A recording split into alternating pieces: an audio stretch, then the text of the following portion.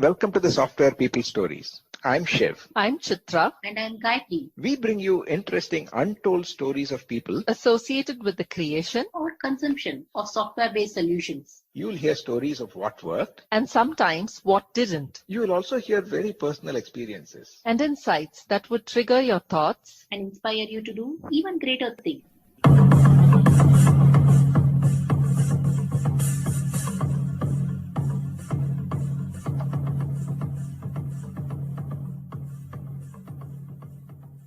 Prakash Bulusu, interesting conversation about tracing the start of his software passion and getting ready to see petabytes of data on a daily basis, and his role as a vice president for customer behavior analytics in Amazon.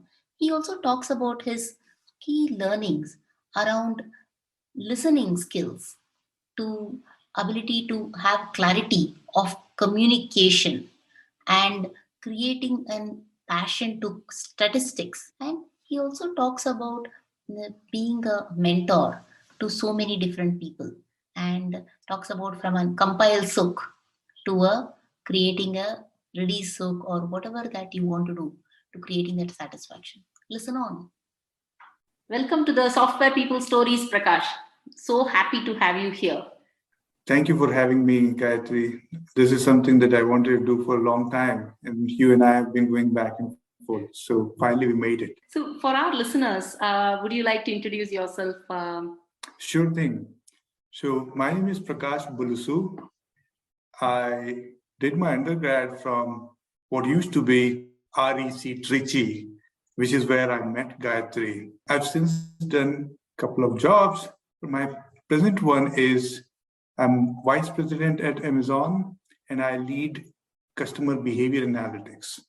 It's a very cool and fascinating job because I get to process petabytes of data, extract insights, make predictions, show the content that our customers really want, predict their needs and fulfill them in a as best way as possible, and do all the cool things that we will talk about a bit more in today's podcast.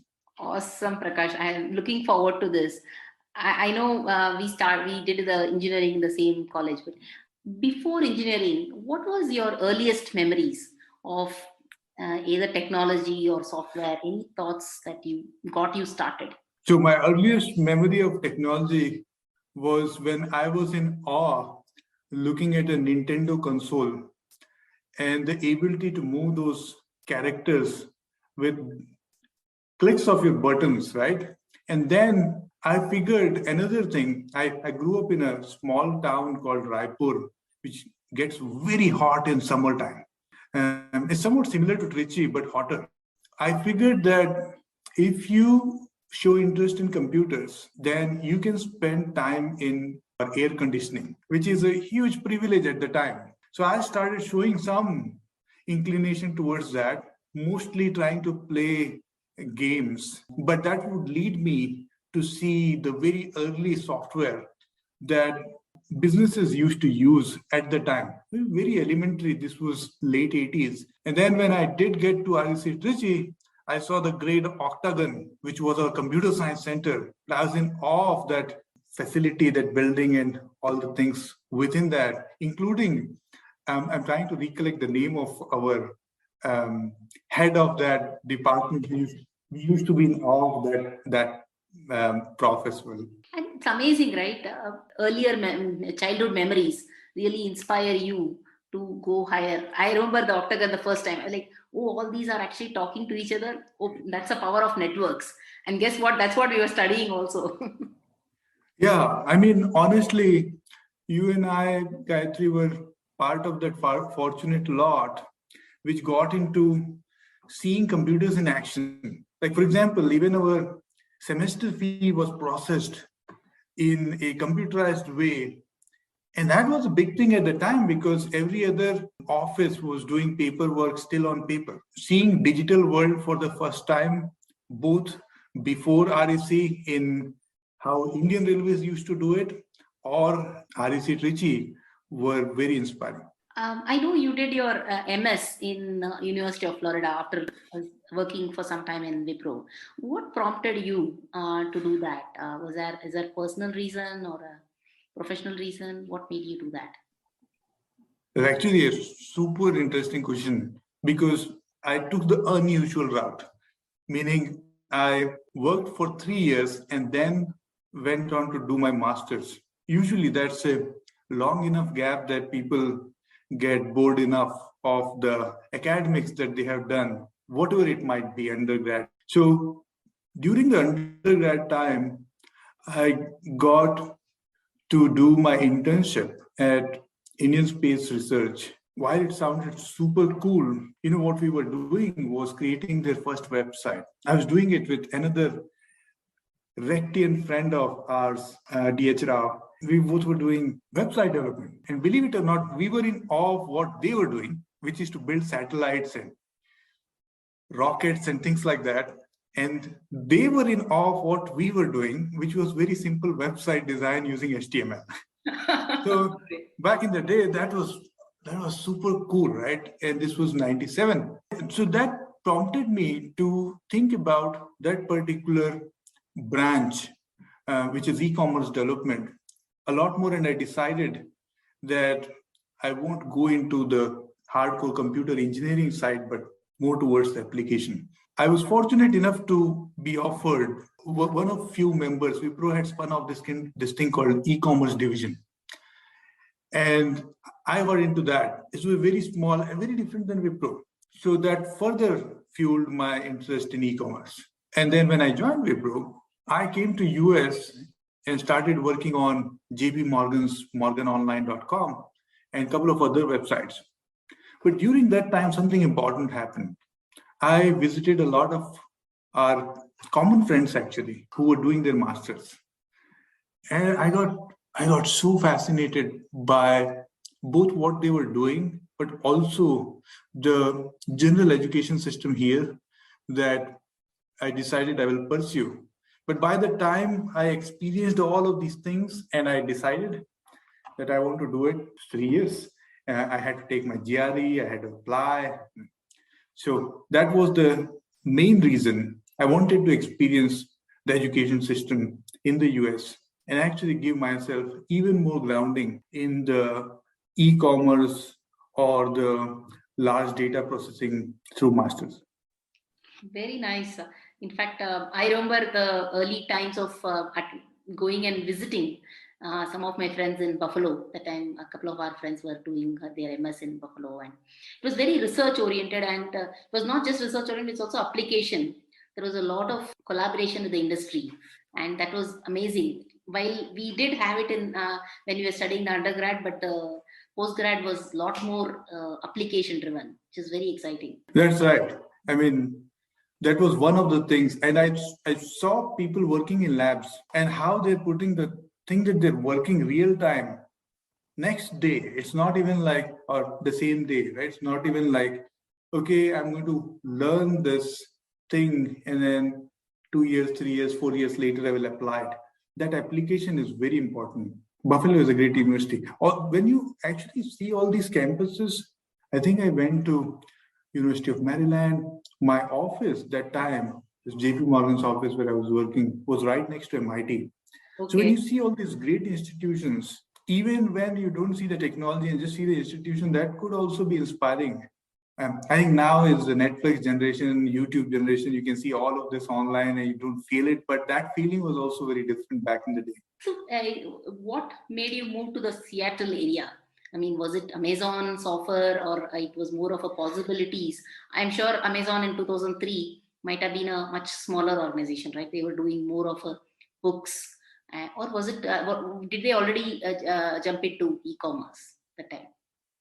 By 2003, Amazon was doing a lot more than books. It was a fairly large e-commerce presence then, nowhere close to where it is now, nowhere close, right? But there were a few thousands of employees. It was still a small enough company. But the basic question, I moved to Seattle because of Amazon's offer. And that was my first time living in Pacific Northwest. And as you know, it's a beautiful place. Yes, people complain about weather. If you look at Seattle and live there for a year or two, you get very used to it and you may start appreciating the evergreen aspect of it. But yes, those are very different days in Amazon. A lot of things that we see now, like AWS, had their founding or just seeds being germinated around that time. So I was very lucky to be part of those very early years at Amazon. It's amazing, right? As to what such a small one has actually developed into multiple. I can't even call it as a tree, probably a forest. From where it started. That is true. It's either a huge banyan tree kind of a tree or a redwood tree, I don't know, or it's a forest. Okay. So, I mean, what kind of a decisions that you had to make when you decided to stay in the e-commerce, right? I mean, e-commerce, I can imagine it would have been extremely competitive, right? In terms of the speed in which you have to finish as well as the uncertainties. This is the early stage of career, right? So, what kind of a decisions or thought processes that were making you stay in e-commerce? I think that itself is a difference, right? You and I both have gone through the .com boom. Recently I was speaking to some small audience. After speaking for a few minutes, I realized that they hadn't heard about the .com boom or the .com burst. I shouldn't take it for granted. But we went through that .com boom, during which I was part of many startups where we were coding their e-commerce applications, including a couple in India, which were ahead of their time, I would think. And I closely saw what works and what fails. And I wanted to develop even more understanding of that in an Amazon kind of a setting. So when I got the offer, I felt like I was very lucky to get that offer. And when I saw Amazon closely, you realize two things. One, how customer obsessed the company is. Second, how much more to do. I mean, even at the time, it was a magical experience, right? That you click a button and something comes to you automatically. It's like a remote to life, that you press a button on your remote and something happens in real physical world. When you go inside that kitchen, you see how much more can be done and how fast things are. Okay. So the customer obsession, the pace at which the innovations were happening, just the people around you who are extremely smart and driven. But for me, the other distinctive factor was that I could very easily relate to it. There are two kinds of software, right? One software where you can relate to it, you can see it in use every day. And that was a big differentiator. I can see how customers are using it every day. And whatever we launch, I can get the feedback real time.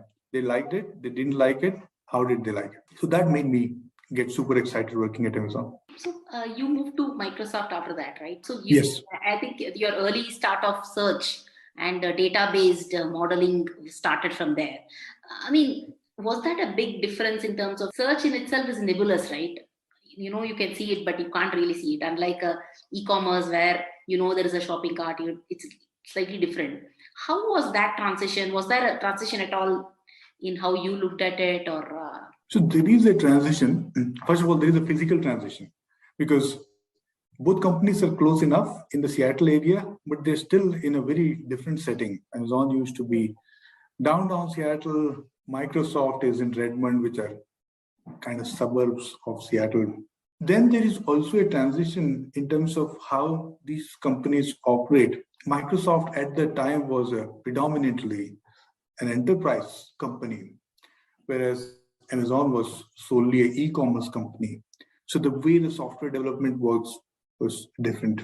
Adjust to those things. Whether I was in Bing or in the experimentation platform, the two things remained same, which is my ability to see how customers react to our software development was still there. Because even in Bing, which was codenamed at the time and was not fully released, you can see whatever you made the change, how customers are reacting to it, because it was also an online service. Okay. Around that time, what we used to call RTM or release to manufacturers, was changing to this new paradigm called released to web, RTW.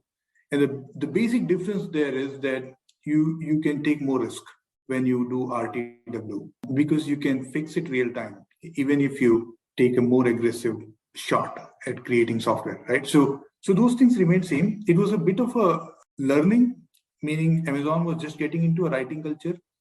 Microsoft was at the time predominantly PowerPoints. You change your style of communication, you change your style of software development a bit. Excellently put. I think you're saying from a business to customer, right? B2C to a B2B. And, Right. And the kind of data you will get also will be different, right? When you and the management style is, I think, is very well documented in terms of between Microsoft and Amazon, right?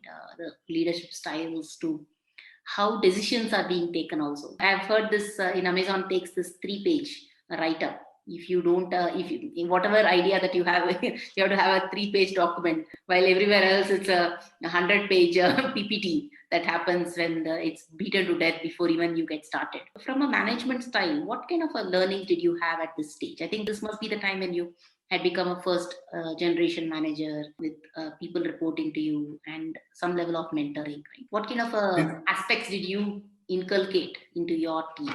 So when you become a frontline manager, the first thing I learned was I used to call this compile satisfaction. In fact, I even named it in an Indian word for it, saying, "Hey, this is my compile sook." Okay. So what happens is that somewhat, or in some cases, fully goes away from you. You're no longer getting that hit that F5 button or whatever button is to compile and deploy your code. And I'm sure you have that feeling too, that you feel slightly better when you're having dinner that night or sleeping that night. I completed this code, I deployed it. There's a sense of satisfaction. And I call that satisfaction compile satisfaction, right? And it moves to something different. And that something different keeps growing as you grow in the management chain and if you don't remain an IC. But you have to learn to draw satisfaction from getting things done versus doing things. So I named it as release satisfaction. Okay. Or launch satisfaction, right? So instead of compiling code myself, how can I get this thing launched as a team? And when we launch it, I may get some small footage of sending an email saying we launched this software or thank you team for launching this software, but that replaced. That was my first learning on how actively to do that, because it's very difficult. For many months, I was not feeling satisfied at all that this doesn't sound like a real job, a manager's job, because I'm not doing as much coding as I used to. That was one aspect of it. Then the second aspect of it was the people management, which we underestimate and underrate on how tough it is. Most underrated one, Prakash. I can't believe it. It's not very well documented too. Exactly. Don't you think so? And it's very difficult to document it too because it's so subjective. Meaning it's not like a construction plan, right? Where I have the print of what I will do and I'll go about doing it. It's more like gardening, that every day there is a new challenge and you have to treat it differently, organically. So those were my learning days of how to manage a high-performing, smart team, where you have to accept the fact that most people could be smarter than you, and you still have to earn their respect. And how exactly do you do that? That was the second aspect. And that one took me time. It's like difference between smartness and wisdom. You can get smartness very quick, but wisdom takes time. So I would say people management is wisdom, comes over time. But those were the days when I was learning and I failed many times and started learning over time. Any stories that you want to share there in that during that journey?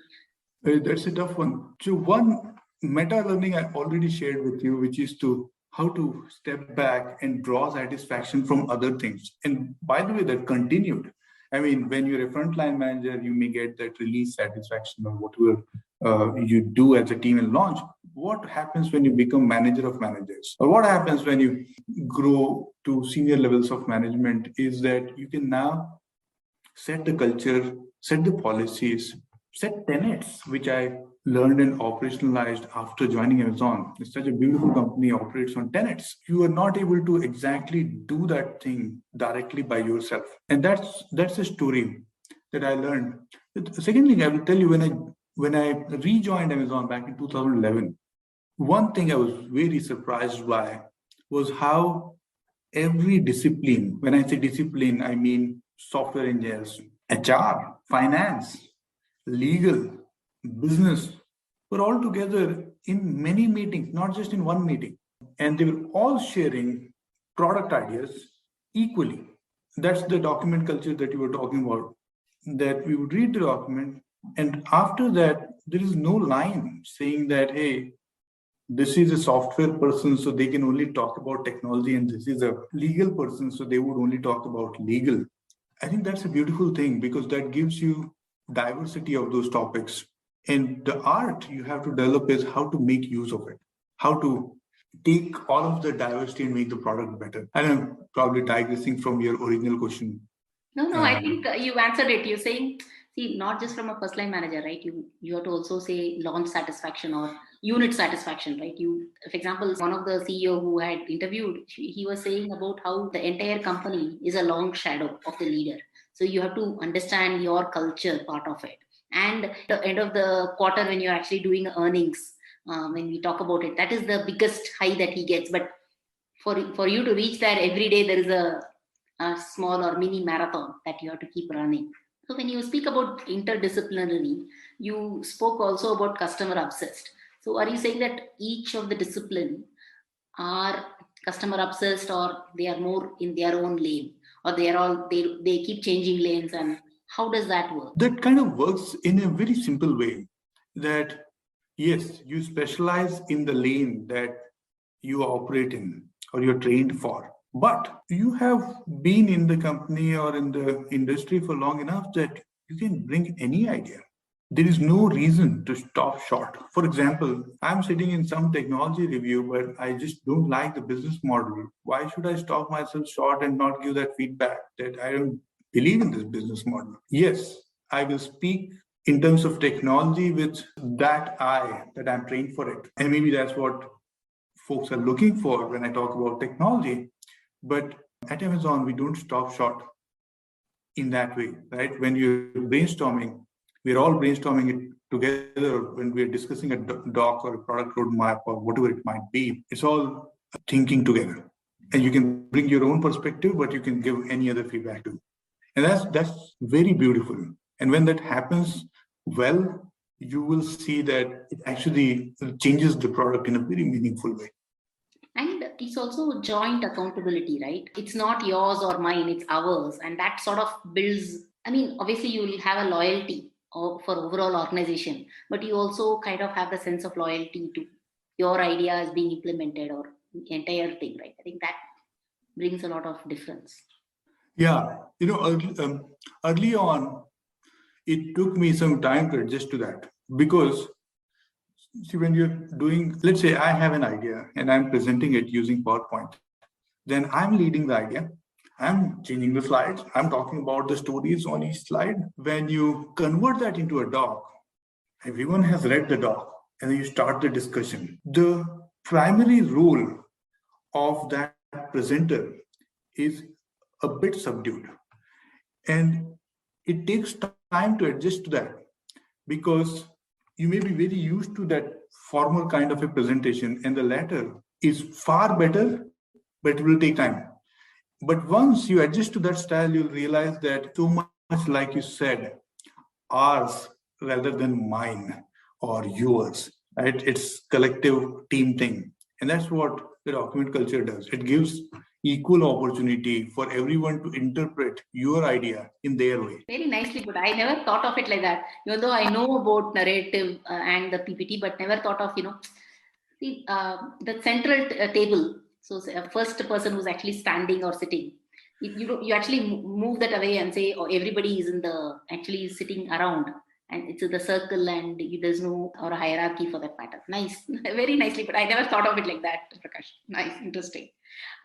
When you speak about your own way to adjust, right? Was there any additional learning that you had to do, or maybe unlearning that you had to do? So one learning, and this is my favorite topic of what I would do differently if I had a time machine to go back, is I cannot insist more that how important communication is, both verbal and written communication. And honestly, it doesn't matter what your primary language of education is, because in my view, 80% of communication is clarity of thought. And you're then developing that clarity of thought by developing clarity of communication. And what I figured is that when I was growing up, I was kind of trained all wrong. If you remember, we, as kids, we get this, hey, write this essay in 500 words. And I would end up writing 2,000 words because I and you were awarded for that. You were awarded for that, exactly. Exactly. So you're rewarded. And therefore, I feel like we're trained a little bit wrong in that particular area. I don't remember who said it, but it's some famous person who said that I didn't have a lot of time, so I wrote this lengthy thing. Right? Writing it crisper and shorter takes a lot more time than doing what probably I was doing as a kid. So that one thing took me a lot of time when combined with the documentation culture at Amazon, because I don't just have to write something up, I have to write it for others. And when you write it for others, a lot of things start looking different. For example, it has to be a standalone doc, meaning you cannot load all the context or the baggage I have in my head. The doc has to speak for itself. Second, it has to be factual, because I cannot write poetry there. Unless I write that I'm writing poetry here, I cannot write poetry there. It has to be factual, it has to be logical, it has to make sense. It has to be backed up by data. So there are so many elements of writing well, which I started learning or relearning, and that was quite an adjustment. I used to be afraid of writing a doc, and we write everything, right? We write our yearly plans, we write our monthly plans, we write our business reviews on a monthly and quarterly basis. So there's so many docs, and the moment the time comes for me to write a doc, I used to find every excuse not to write it, procrastinate. But eventually, I have now come to a point where I look forward to when I will write my next doc. And I think that transition, the sooner we do in our life, the better it is. And the second thing, which is also grossly underrated, and you are great at it, I've seen you do it, but I wasn't, is storytelling.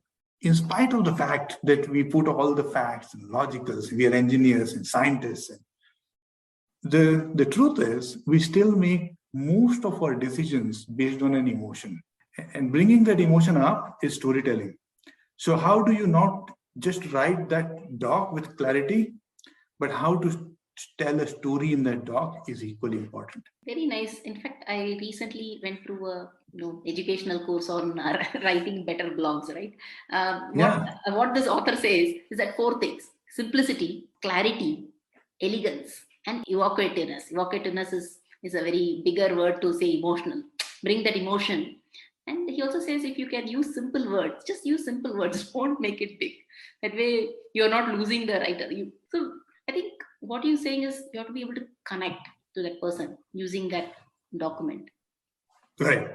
I mean, what you're saying is that Richard Feynman school of thought, where his litmus test is explain this to a 5th grader, and they should understand what you're doing. Otherwise, you're hiding behind a jargon or an adverb or an adjective kind of a. So totally subscribe to that. I'm glad there are courses like that. I wish I knew about them and taken them much earlier in my career. So when you had also did the biggest transition around marketing analytics as well as behavior analytics, the role that you are playing right now. I know data, is huge today, but was it very scary when you gotten into that? Because obviously you and I were not brought up in an R world where you actually know how to do programming in using data. I mean, it's not just about learning those languages or the processing that data. Was it hard to get into that kind of a rhythm of looking at that level of data? It was not that hard, honestly, in part because during my master's also, I did my thesis around visualization of large-scale data. Well, large scale at the time meant something very different than what is large scale today. And I'm 100% sure that what is large scale today will be very different than whatever large scale will be 10 years from now. However, the basic techniques remain same. I'll tell you another thing that is happening, unlike everything else. So what has happened is our computing has grown exponentially, our storage has grown exponentially, our data in both volume and variety has grown exponentially. But fortunately, one thing is happening a little more linearly or gradually, is to bring the elements of different sciences and engineering together. So for example, when you deal with large scale data, you need to bring a lot of math into it. So similar to, by the way, communication, one other pet peeve I have is the amount of time I spent in high school learning trigonometry. And I wish instead of that, I had learned statistics, because that now has become even more important. And you bring it together, which is what is now called data science, right, essentially. So all these different elements of engineering and sciences are coming together to make your life easier to develop or to process this data. Also, the external libraries, tools, software are also coming together to help you with what you want to do, right? I mean, it's also this sine kind of a curve that everything started with asynchronous processing, then it became all synchronous, then now all asynchronous, now it's semi-synchronous. So that wave also helps you that, okay, the expectation is not that I'm going to process this data in milliseconds and give the answer. Maybe I'll give you the answer, I'll not process the data in milliseconds. So when you write all of these tech patterns, it gives you enough room, I think, to adjust to the change that's happening. Yeah. And this is being in a COVID world. It's also amazing as to how much more data is getting generated, right? Be it from a payments world or be it in the social media. So much of information is now going through. Father's elder brother, he started using video calls. He's now become very comfortable. He's like, oh, and then when I was speaking about some payment, he said, oh, do it in this model. I was like, wow, mind-boggling. And that is really amazing. That I can't even imagine if COVID had happened 10 years back or 15 years back, it would have just crippled us enormously compared to what it is. And that in itself is a power, right? You're saying you're able to power so many other people. And it's very humbling at the same time. Right. But at this, there are some, every cloud has that silver lining. So one silver lining is we have gotten more used to this virtual setup. Like we are pulling this podcast off. Maybe we would have done it in a different way in the pre-COVID world. But I do think COVID has brought some good things. I shouldn't say COVID, but whatever. This era has brought some things, expedited few things as well. Like when I was in India, I was able to live off my UPI payment for almost everything.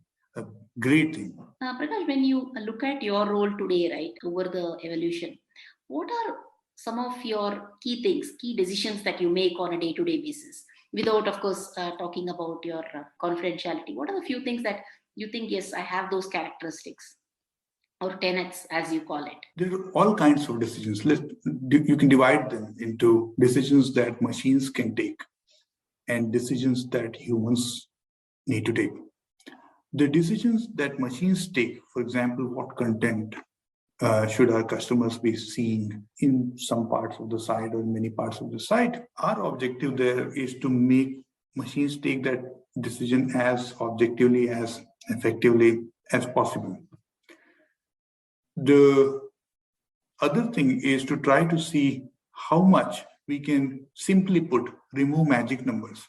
let's say that magic numbers are everywhere even today, by the way. So for example, most companies will put a rule that you shouldn't get more than one marketing email per day, right? But that one is a magic number. Some person may be tolerant to 3 emails per day, and Gayatri may not be tolerant to even one per day. So why should it be hard coded like that? We take several tactical decisions like that, where how can machine take most of those decisions by learning your preferences, your needs, and so on. The decisions that human takes are becoming more and more what I call them strategic or high value, right?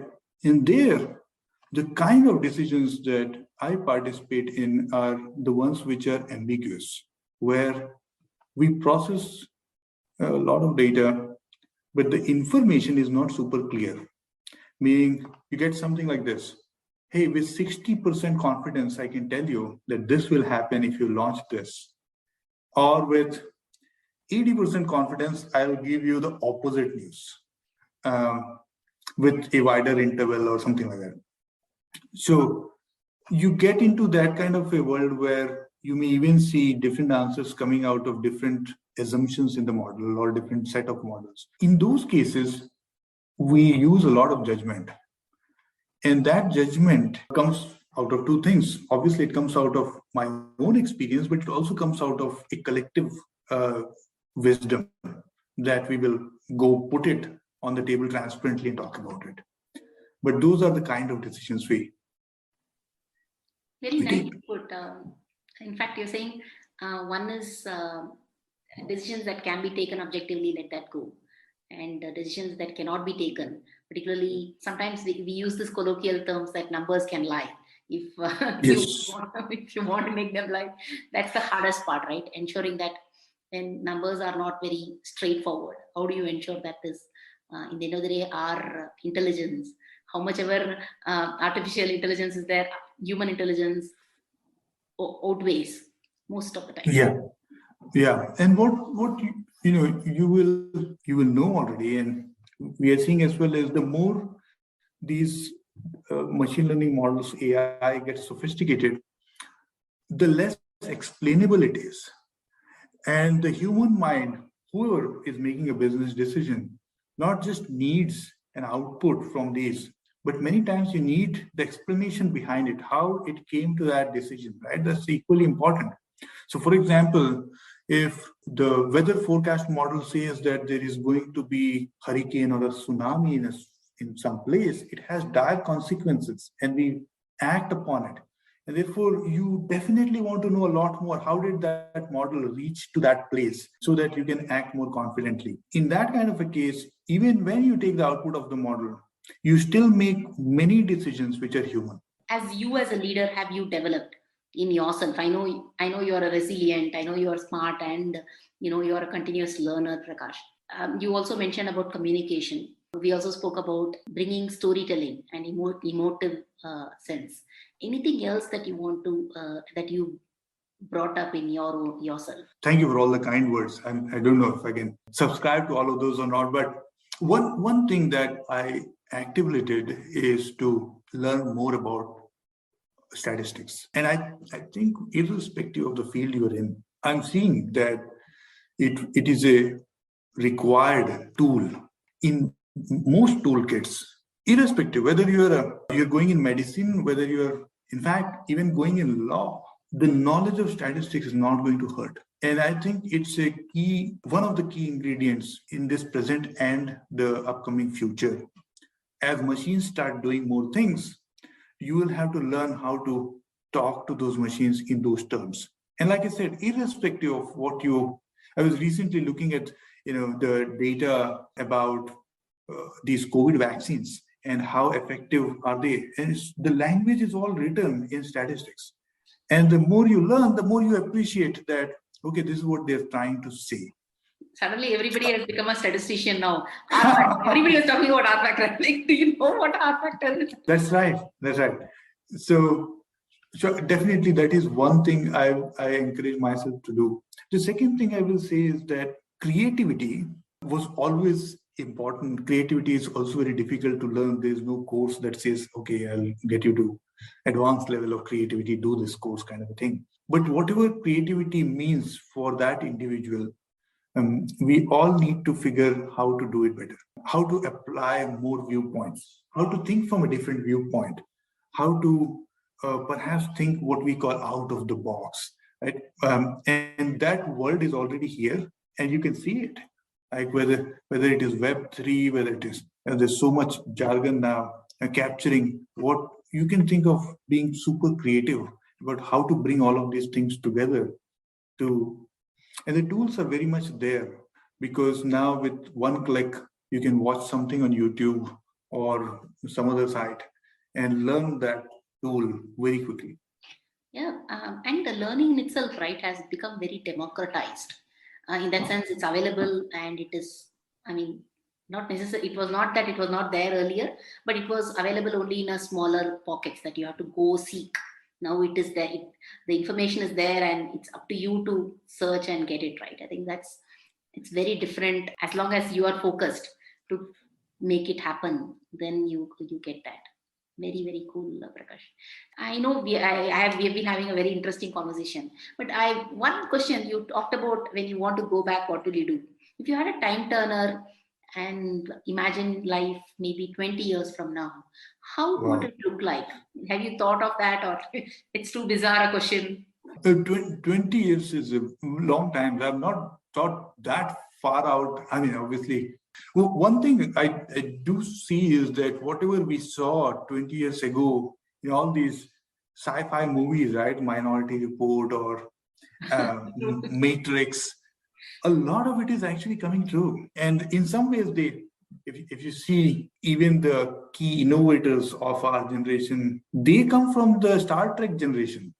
So in some ways, I guess the net news is, if we pay attention to all the upcoming sci-fi movies, we will see a lot more technology where it is evolving. But I do see many trends which will be true. For example, I do think that AI and data science will be in every key aspect, every aspect, I would say. And it will replace all these magic numbers that exist, which are assumption-based, hard-coded.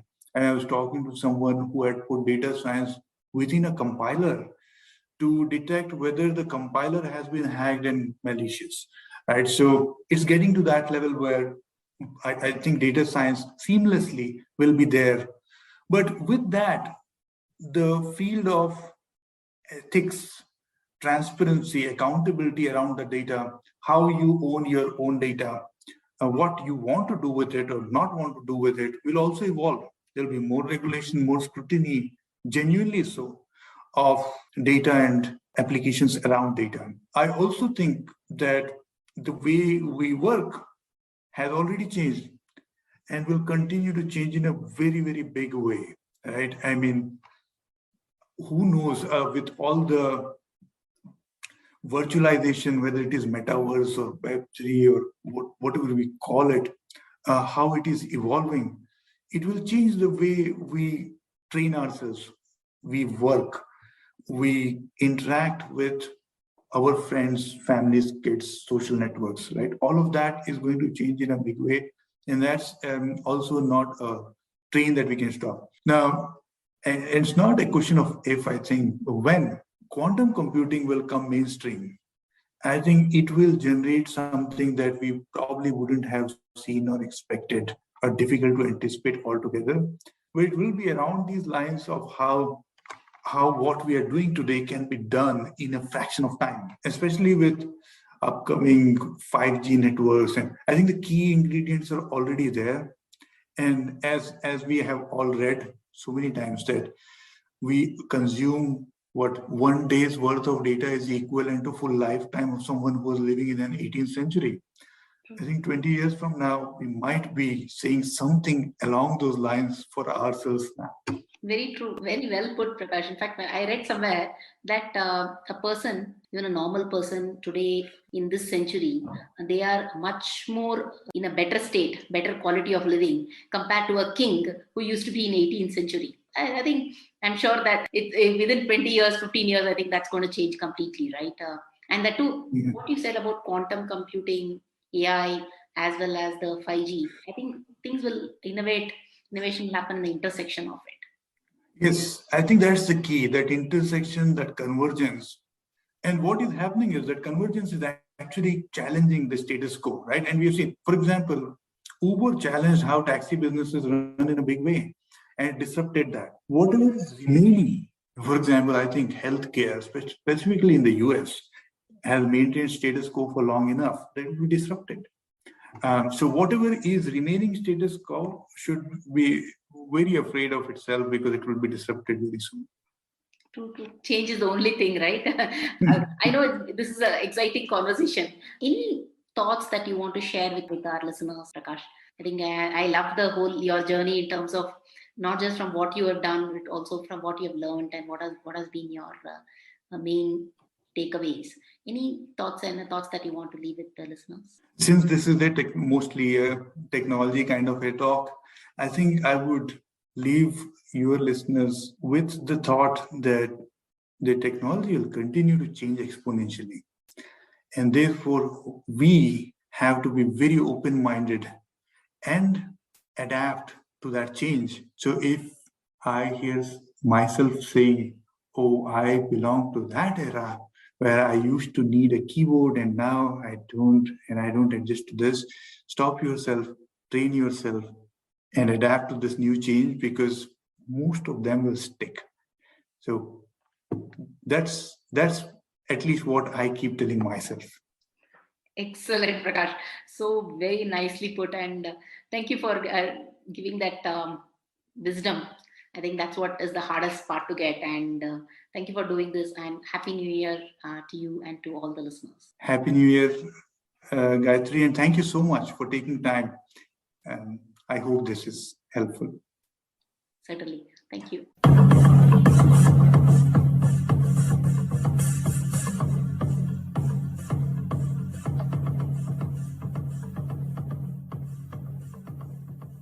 We thank Siddharth for the music and Anita for promoting the Software People Stories. If you like this episode, Please subscribe on your favorite podcast client. And spread the word in your network.